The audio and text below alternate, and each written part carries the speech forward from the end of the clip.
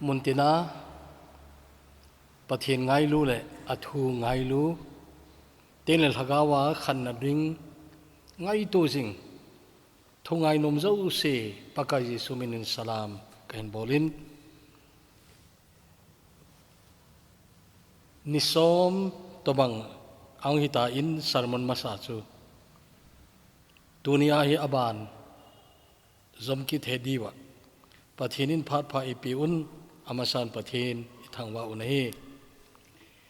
tuni thupi diwa hile it ta hiche wanui hi nada hading hinam ti ahe it ta hiche wanui hi nada hading hinam Polin Philippi bung khatna chang som ni le khat chun hitin anasein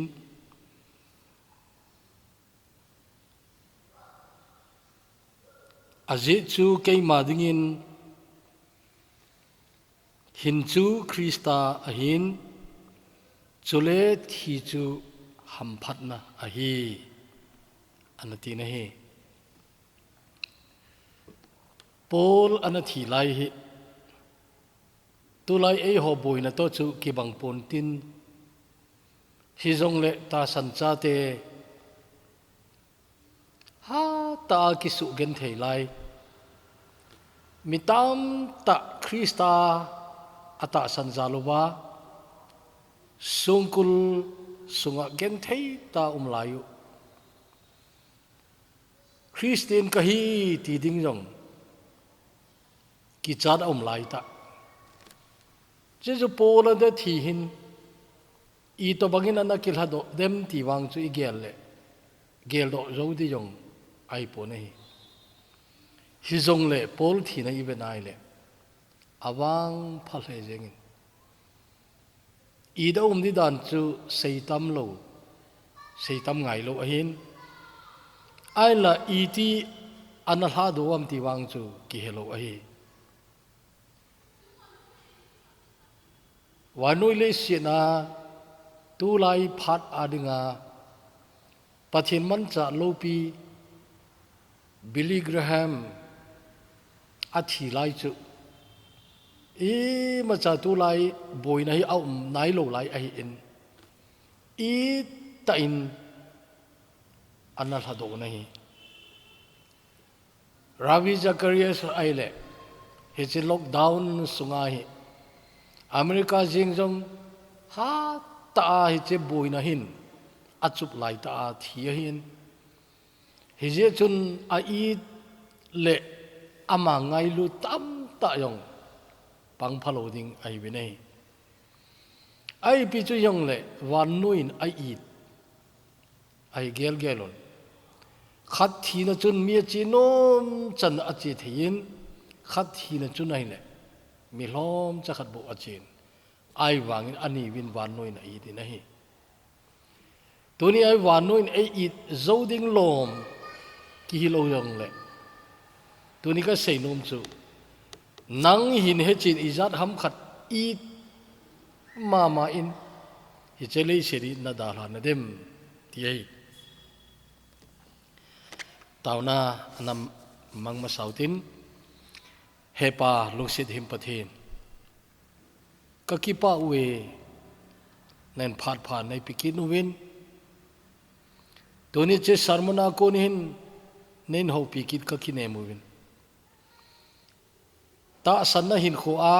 lung thata a jong ka ti wahin ai lo le thagaw lam pi boina lin ta nei jong ka mai thewin hi jong le pakai tuni sarmona ko nei ho limpi ki divin katawe pakai suminin kaung tawa hi amen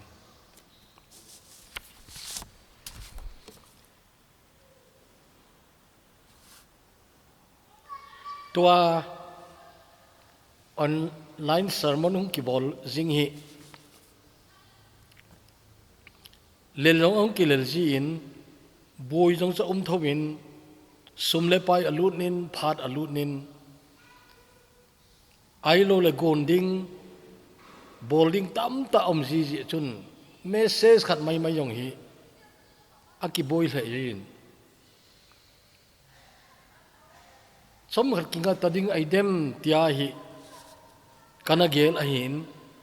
Julai tarik liya hong ki su chu alas ai ta in aban bol ki diong hi ngai to na hi zo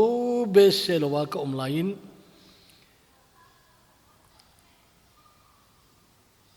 sermon noya comment ki bol ho khu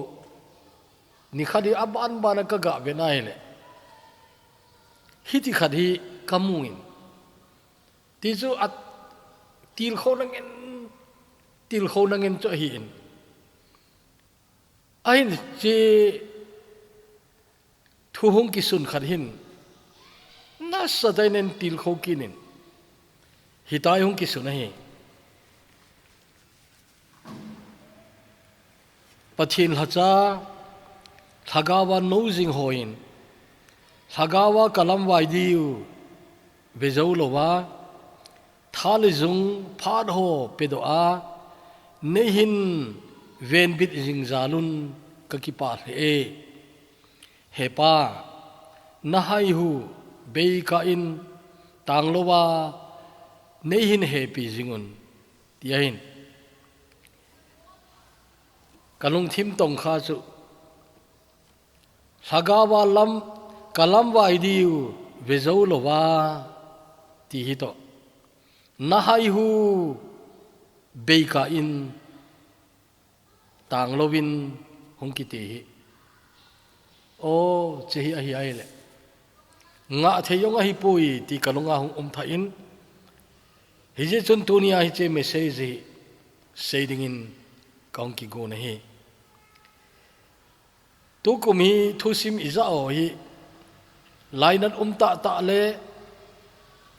lungtong khata ta tam ta aumin June tarik somni le li chun mi wang pha kha thu sim aung ki muin Africa ni so lampang Tanzania kiti gama song man tam Tanzanite ati yengu hije laina mining abol na wachun mi khat masanga alol hing tam ta jong khel jowin lol hina sang ta anayin hiji Tanzanite kiti suman tam chu ni alai doin khat chu ke rikole akke thingde chit ahin khat chu ke jinga waljip ahi aman ai sab muchun dollar million thumle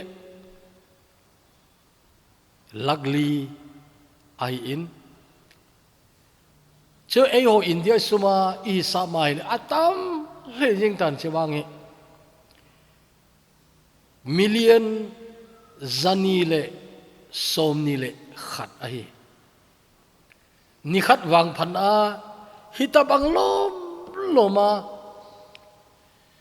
wang phana mupa hi Sunny New Korean laser akiti in ata sakum kum som ngale kum ni mi ahi an chizo sot lo chun Julai tarik ni chun jade kiti suman tam zat khat kachin gama alai nau khu achun masanga alol hingjong tam ta ana umtan teng le chi Tanzania gama lol hingpa thu simjong ana zate di wahin kinem ta mi pa le golang izar hamin hichi jet kiti song mantam alai nau chun hichi akhu chu ahung chimin mi izat abu khumdem ti het chet lo ai in ahin la alung ahol do chu มีจักรเล่สมสกิเล่นี่ลงจูอันกิมุดอินัยอันนู้งา progress อีพีอุมัมที่วังจูเกันยงอบานกันเหตุปูอินฮิจเตนีเวลวจุนมีวางพาขัดเล่มีวางสีจาร์สมสกิวาลเจเตนีทุสิมจูฮับตันยงสิงโลสุงไอฮิจทิลสุยอุมาฮีกุมบุลติไลกลุงตงขมามาขัดรงกันเมลจีนเจ้าอีพีอามิติเลJanuary ตาริกสมเลนิจูหินเปเปอร์ขัดนะหุงกิสูขอมาหินอาสูเตียวยงกีจามัดดิ้งฮิโลทุสิมจูมเกลอาเฮขัดนะจุนอาปูอุกุมซาเลกุมขัดอัลหินนะกีปาปีนะเมสเซจอาหินฮิตายอันสุนวยไอ้ปาวินตินหินเล็ดยิงตังกติปูปีนิโคกุมซาขัดเลขัดอัลหินนี้หิน Happy birthday กาหินตีเวอินโกอาดิงาอาคมปีเลอินสุงมิเจ้าสิอนาการโคมกุมหิงตะนาหุงดามาเกโฮอดิงาเอตาวปีนะฮีนะเตียงเลนังกันุยนาวเลกะคิปะนาวนะฮีนะหินปะเทนกะทังวาอุเวไอตีวิเนอาปูกุมจะขัดเลกุมขัดอัลหินนะไอเอฮิจิเปมาจุนฮิติกระดงเกสวยนะฮิบอยปูในดาลานุงกุมนีเอาหิงตาเอวางเสียนักกิติจุนไลนันเบยเฮลินนะหินโคจจูอันนจีปีไอตายองอหินตูนี่เกยหินนังเกลโดโลวานิขัดจงกอมนายปูเวน้าโลฮีดานดิ้งจงกะเฮเทียนเทนายปูวินเฮไงลุนอินนังนาหูโดเทดิ้งฮิเลนานาทีโลฮิลิงอเฮมิดเพชรกะขัดส่งเสียงจงกันเกลโดจิงวิโอบอยปูทีน่ะสนุนไงกสิมโดจุนกะเฮข้ามียงไอปุยอนุอปายงกะเฮปุยนิสุงมียงกะเฮปุยฮิจงเลยฮิตบังไลนัดนะทุกิสูหินมีมขัดลงเกละมีเกนเทนะเฮเทดิโจเสจูอีลงทิมอตงขานัยเฮเจเลยสิริกังไอตัวเตียงเลยมีเดนกิปาทูเสดิงอันเนลายะอันกับตั้มตานะเลยเสียดไอบ่วินัยมณิปุรบอร์ดคลาส10 exam result กิพนดอกเดโกนสักจนMetric exam zo result nga aloy agol ta banga ama jong result nga ai jing lain nunga chapang cha metric exam ti zu tu lai zu chapang cha ai win a result nga lel ta lain malaria na gang ta in ang na in athita nei a kho jong chu gari hunai lo ji chun ko nga ato lo aiเฮจนุงะจูเมตริกริซัลงะไอที่ตัวอังกิสุขมิเนเมตริกริซัลสูดิ้งจูมีตามแต่งาเลลงเลยอามานูเลปาเลอามาไงลุเจ้าเสียดิ้งินงาเลลเทียงฮิตาโลเอดำเลอีที่กิปาดีหุตาม he che nunga noi class 10 first division in apasi nahi tuni sopite hin khui ti hi ti mai mai hi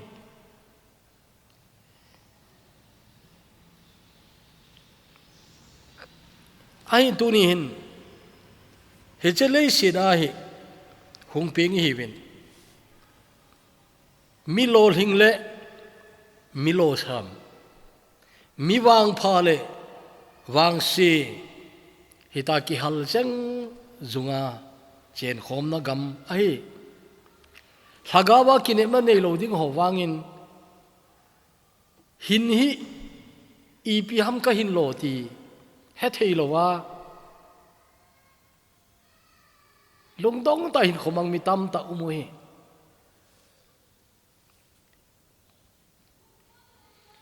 hi chi phat lai hin north east hobung tam ta lung tong kha thu simni ana kinin khachoi le nunga ala sathem one in Christ kiti grupa member khat ahin achanga jong la phabe pi ana samanin ala sa oi mi lunga tong khain pathin man cha khat ahin January hero February 29 nilha achun ama ho bung khanglai khopia la agasana na in a ojang hlungzo tapui chejau May 22 ni zan pungsomne ake chun awa choi chimlo pakai koma ki chol do dingin anachi ta nai mi na idan dan chu atau mi tamja mi hi dam ding hile heche nunga lal ruat diki kite hi thilo heli ngai mi hilo nga tau izat umitam angola tau izat umahitam henge e honong i hewe ngol itau piu che thâu mi izat umatam pakain akoma a di pha asa zo ji a akipuita chao chu ji wene lal ruat diki min a idan chu ala sa ho zowa comment ki bolo isimaile inu abingin imit hi akai do inai ama thi zo sot beset lo nunga chun nunga dang khat June tarik som le sagini chun mission fila ana to na in ang thi in baby lalun tluangi kiti ahin bok tlang kiti khumi Mizoram nunga ahe a chiding jana hi khat wei thua hi alu chang ha na nong na aloi pha khat aga phona kalu chang anawale kalu zonga so e atin akal chu pau ta lo e akyo pipada vel avela kola bol jong le latalo e a boye tai anaya umojon singka chu aga mudaun ai wanga ama chu a boy se tai hospital al hunwai le damzo talowin along chu apin na khu ong ki poluni nahi tuni ka seinom chu he che thu simoi sau ta kan sei ipi ya mi tile I nau le seri I he chena di wahin hi to bang vano ya hi I bine ai tuni he diu chu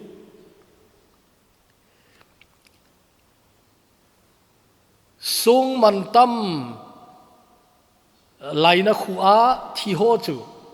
vanoi het khama thusim hongki thangahin he che nunga ni thina he van het khama hong umahi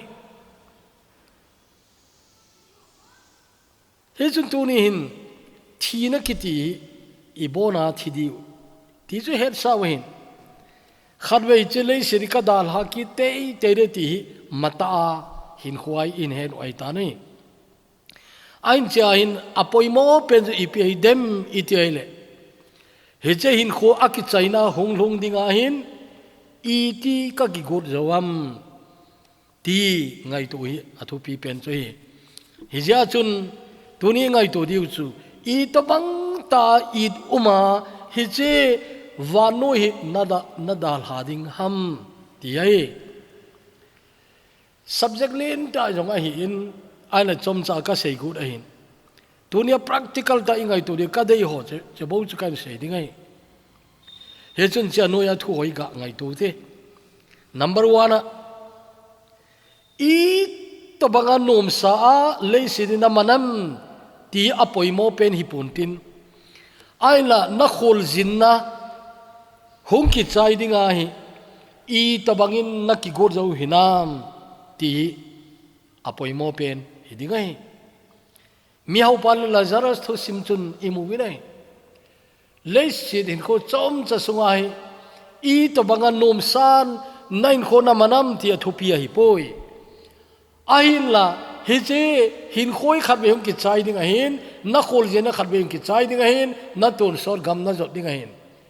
che dinga chun I to banga na ki gor jau hinam ti ai mi hau pa na o chat mai the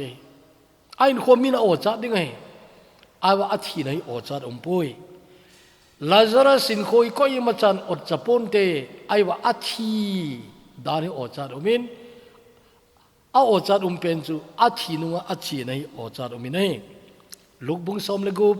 chang som le ko apar som thom le khat ana sim leu hen che chu imudi wai anina I to banga vaima nain kho mata ji sunana zuhina I to banga vaima aji sunana zuyam ti tuning ki gelutin nidang lai chapango Sunday school anak saji tunia chu gunta conference lin ta challenge bolna jong ki sata I have decided to follow Jesus Jesus nung zuidin kaki pantai ti lakuna ala chu thu chu mai tan nasa mai the nasa lo mai the ala athu che ka seinom Jesus zuidinga I tabang nga vai manana ki panham ole na vai ge he am alo tu ni chana zui go nai lo nahi am ti na aje zu mi hem khat adinga poimo pen chu Jesus to akika wahi Jesus zuidin ke ki pantangi ti thu lu na mi khan an se mai chun che chu ain khwa dinga poimo pen ai nai ye chelaung ke siam lo thu simo choi le tunin seiman putin aza khalon ana holun lang kipina sang ta ain thi chan ge ya pakai dal halo dinga kipina la ai in Bible ipakai seju ho ivenai le anawang phadanu chu pakai na ko wa ki pani ngoi awang phawe Simon Peter te ucha Simon le asopi Andrew John te ucha John le asopi Jacob alo le James ain telemun danga akodo Matthew Mathai iti choi veleu chen pakan ako ko wa khu iya kai dal ha azu yengoi ola kingai tu ti ompoi ako pa hi I chanam ka het chinu hintin azu yengoi Jisu zuidinga anakigo avaima ho chu awang pha ai mayun khanglai ho de lekha ka suna kana seitain Jisu kazui wa walin ka gisi eti kamukha hi lain Jisu zuya vai ge ho jong akisi lo kamukha poi ti ya jong kana sup sai athum na in hi chi le sin hin kho chom cha sunga hi ep na ngai sang penam ep na gel kho penam houding ti ham lol hinding ti ham ai lo le pan mun to mun thupi ta nei ding ti ham tolop tam ta san di ti ham ai lo le min than ding ham ai lo le in hoi ta le in thupi ta nei ding ti ham karman tam ta ki cho ding ti ham ai lo le gam len ta nei ding ti ham i pi ham na ngai to tori so pi te avela iki se hil no mu chu jisu na nei lo le to ke se yo se chu aphamo eti ai poi ai wa tu ke se yo se chu nei jong le chin jisu na nei lo le phar khan le pan na be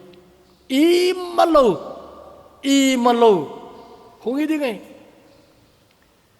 tu ne thupi pe na gel i malo ai ti nan he do ding chu lai nan thui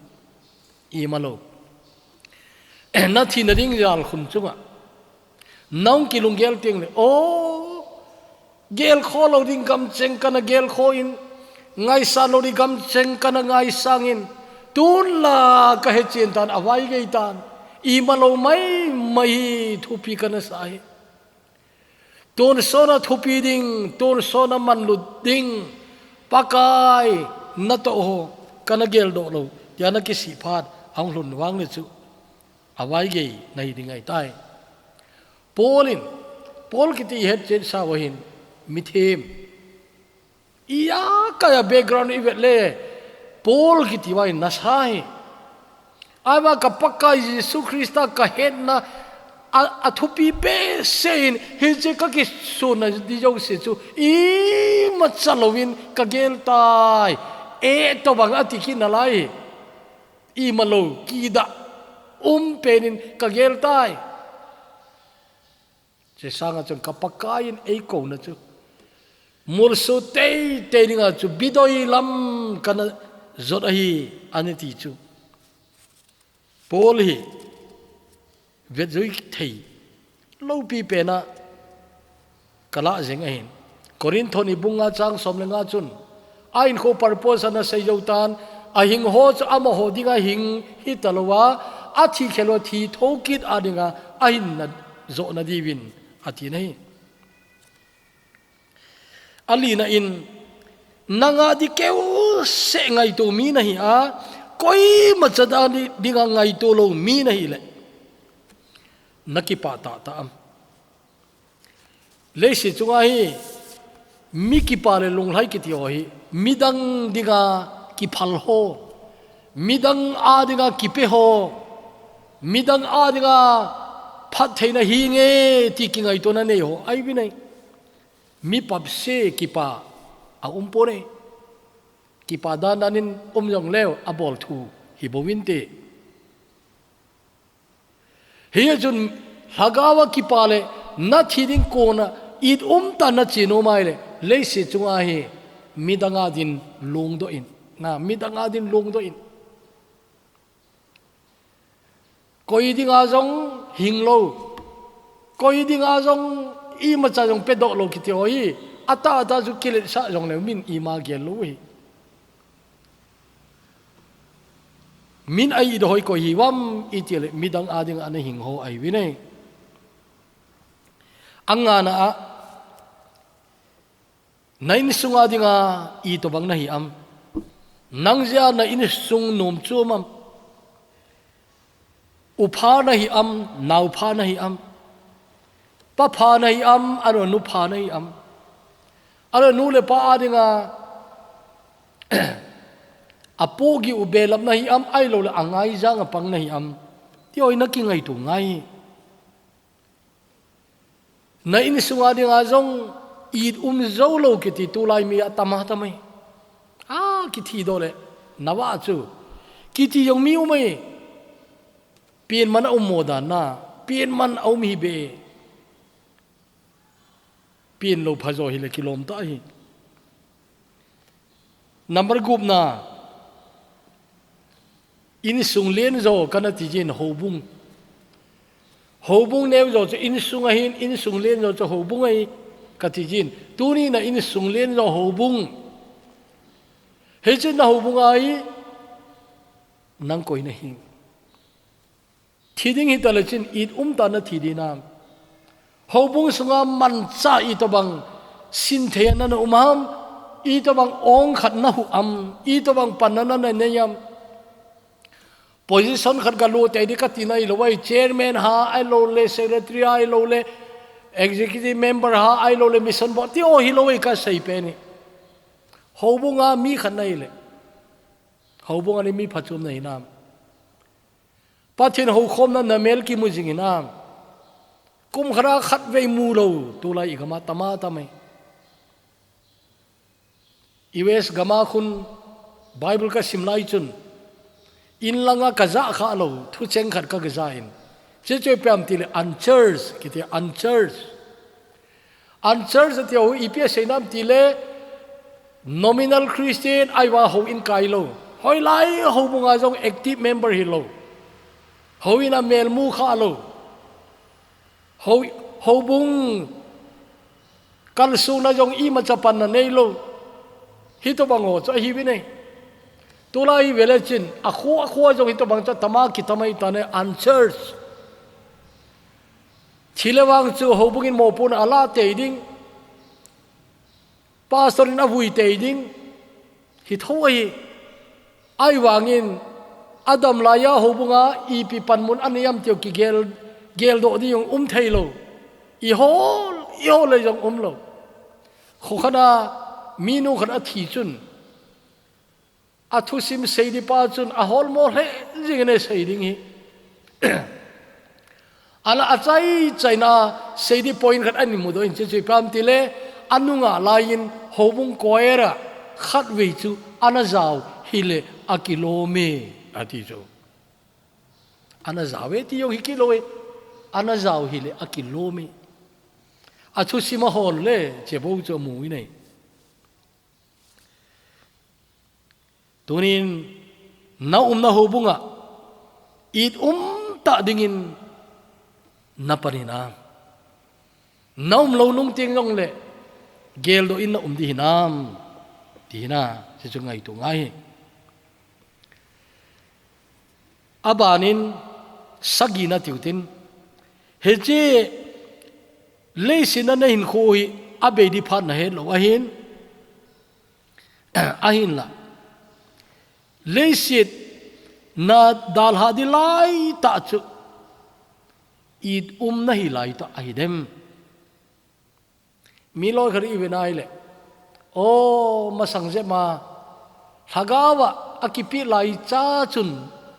ana thitale phajodi ya kitimi umje chu phar khana akham ta ana kipi akham ta ana kipa ai ba tua hi iti ham ke talo anu ham la ke zo lo ipija lung hadai umam ke zo lo je chu thiding hi tale athusim seidi sun chu phar khatwang an han thei a chu ti ding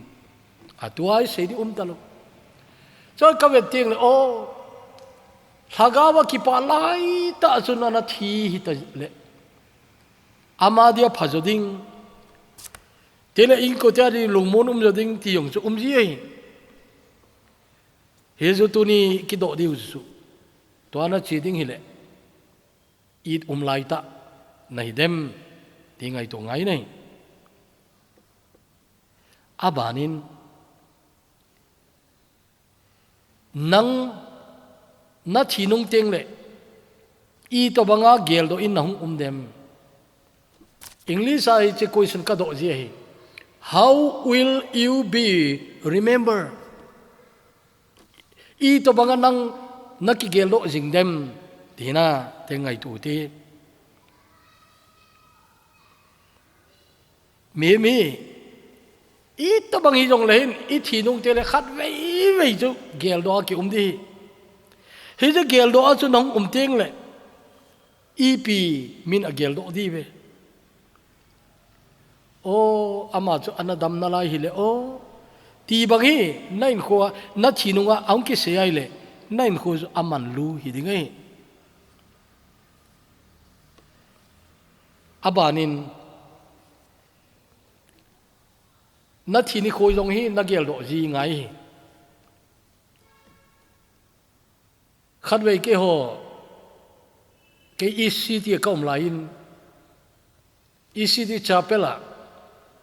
Reverend Doctor Dong Gia Thong tam tan amin na za khadi we na je chu ale khabui tam tan ni simuhin tui kha apat tui hlum ti le khabona sunpa ningkuma dalam ka khrai kiti le khabu sim kham ta pheng mai zaliwal zen ana sunpa Dr. Dong Thong thu hong sei nei hi cheni apoi yong chu ka gel do thei ta poi ai wangin a topic chu ka sumil pu nei a topic ale hi chei chu come to your funeral ati nei come to your funeral che chu thili thei ai poi ai zo la a sei nom chu ki he chu na come to your funeral na thini kho de na gel ji mi koi koi hung dem na thini kho de na gel ji example na thini khoa na funeral program a khu minute nga hung zau the di hila chun na lung hai dem I ta bang tai minan na I ti be ai lo le mi loi khade aning ka aning hoi lai ham khana to thu na sewa ana nui nui di wang ai lo le mi o ama to na mun che chun nang ma ai pe se je wa mai ngui tai lo le ali ki the ana na di bem ngai tu ta si ngai tu ngai come to your funeral minin nga bo na funeral program nau zau thei ding hitale na lung lai na dem ti ngai tu ngai tiếng lệ I Bible sunga lung tong khata sol cha te bung ko chang som thum le gup apar som thum le ko hi I point ku na kan ko hin nalung chunga kap ding mi I to bang khom de koi nalung chung kap de compulsory kap ding ho bo ahung kap di ve compulsory kap ka ti chu akalo lom le kilom mo waling ho chi ho bo chen da long jong hong ka le wang chu alo sam nahi aung kap ho jong chu la se be se lo di na lai chau jong mai tu lai hi che chu mai mi ama ading bo wa hing yeng asu pi gen the khat jong gel do long mi da ga ni mo hing lo ki ti chu a thi ni kho jong le a long jong kap di ki mun lel chu compulsory kap di ho jong tha se ki lo na lai ai wa ka lo lom le ki lom lo ta sol cha te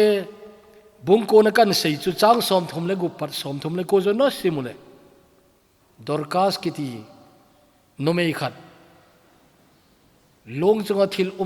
chan namu di wahin peter le loi ho che thiui na chu ka chiu da nei aga chiu le mei thai ho hin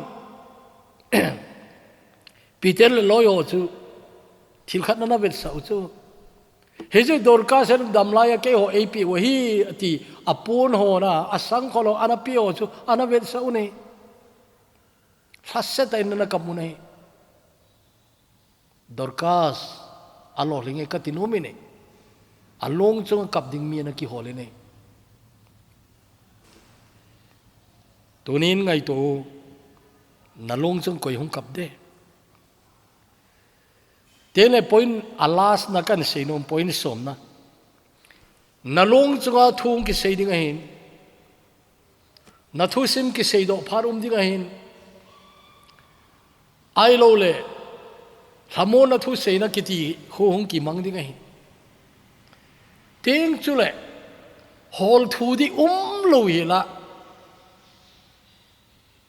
a sei nom za rong sei man lo lewa na thu sim sei da hawa hau khat ong ding de nang ma it mama mi khat ong ding dem alo na loi pha pe ni na long zo thu sei le I pe sei dem ai lo le na pastor pan na long za thu se de le I pe se de to ni ngai to ngai I ta a se de nei na dem I ta se de nga nei na dem tie